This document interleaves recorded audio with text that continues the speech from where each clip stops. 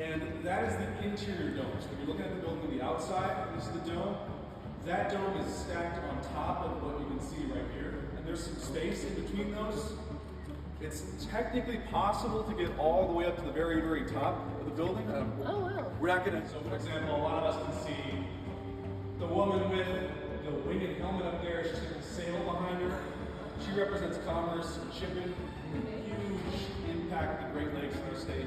That's something we always have to keep in mind here. And designing the building is how we move light around. And it's unfortunately covered up downstairs right now by this construction wall, but there's a big chandelier in the middle. And it's a way of moving light up into this room without having to try and find a way to bring it down from the very center. And a lot of that is actually paint that's used to disguise cheaper materials. So this is cast iron, but it's painted to look like marble. Because that was cheaper, you know, that was easier. Same thing, really kind of interesting feature, I think. Those little dials in the corner with the flower pattern. Those are for turning on the gas lights.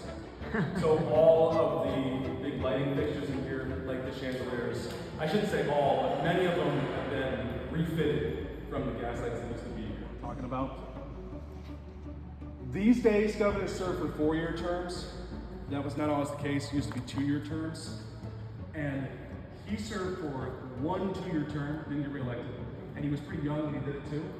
So that portrait, the reason why it looks like it's still being sketched out, like it's not finished, is because it's supposed to represent, through the eyes and the hand of the artist that painted it, this idea that it's someone who still has a very unfinished career. You know, there's still more to the story, so painting's not done. It's done, but air quotes, it's incomplete. Even if people weren't kind of cleared out of the Capitol right now, this is just a ceremonial office. So most of the time, Governor Whitmer is actually working across the street in a much more kind of standard office building called the Romney Building. If you see her desk in the next room there, you might notice there's no paper, pencils, or computer or phones. Really, it's more for example, signing bills into laws. This is Restoration era. This is one of the few original pieces that we actually held on to. So that dates back to the 1880s.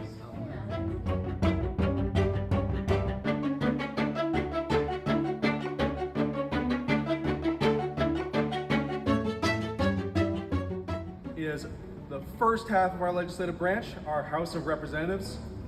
And honestly, if we're thinking about which rooms really see a lot of use, this is very, very high up on the list. All of those desks down there, we have 110 of them. Each one is occupied by a representative. So if you live in the state, no matter where you live, you have at least one person. You have always one person, you get more than that. You have one person that comes in here to represent your area. Each one of their districts, so the sections of Michigan that they're representing, are about 90,000 people each. That's why we just have so many of them, because Michigan is a surprisingly large state.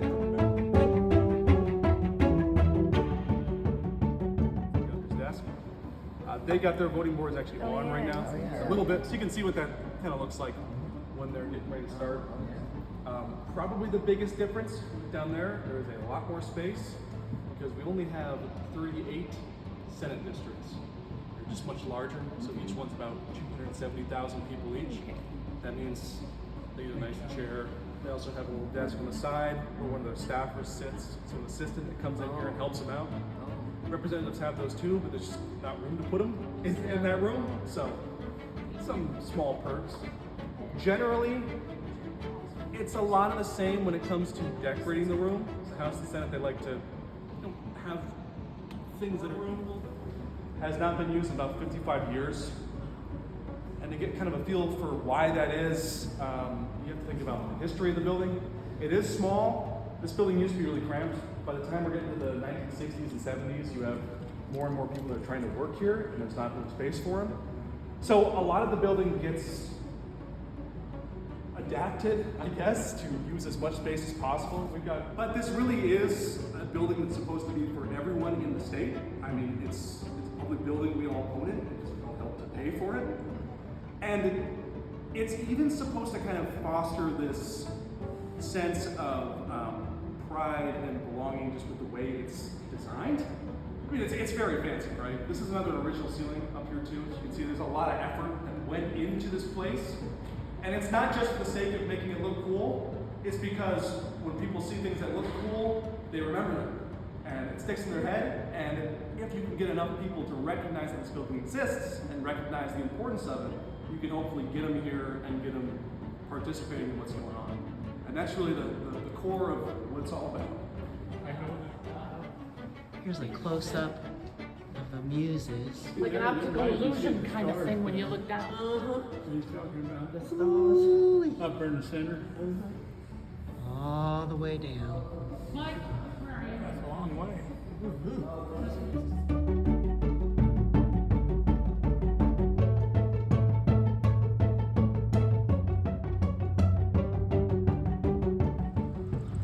Well, I completed the tour of the state of Michigan's capital in Lansing. It's a beautiful building.